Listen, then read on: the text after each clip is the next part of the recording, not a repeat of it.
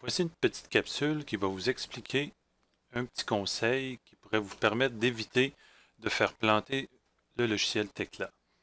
Donc, lorsqu'on ouvre une boîte de dialogue de propriétés d'un objet, donc par exemple ici, je vais double-cliquer sur les propriétés de ce composant, Tekla va ouvrir une boîte avec les propriétés de ce composant.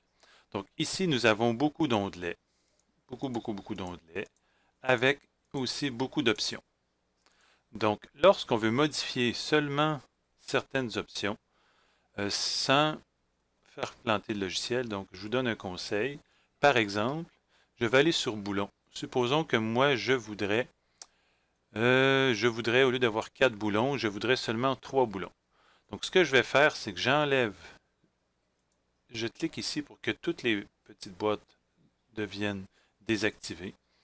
Et là, ce que je vais faire, c'est que je vais lui dire que je veux seulement 3 boulons de ce côté-là et 3 boulons de ce côté-là. Et automatiquement, quand je change des choses, vous voyez, le petit crochet apparaît. Et maintenant, quand je pèse sur le bouton modifier, ce qu'il va faire, c'est qu'il ne va pas nécessairement tout recalculer, il va modifier seulement ce que j'ai changé. Donc, si cela n'affecte pas certaines parties de l'assemblage, il ne va pas tout recalculer. Donc, maintenant, je fais le bouton modifier. Et là, il va faire la modification de l'assemblage. Donc, vous voyez automatiquement, les boulons sont passés de 3 à 4 et ça n'a pas causé de problème. Donc, ça, c'est un conseil qui est valable pour toutes les fenêtres de Tekla. Aussitôt que vous avez des paramètres à changer, il est toujours conseillé de décocher les cases et changer vos paramètres. Et lorsque vous faites modifier, le logiciel ne fera que modifier ce que vous avez changé.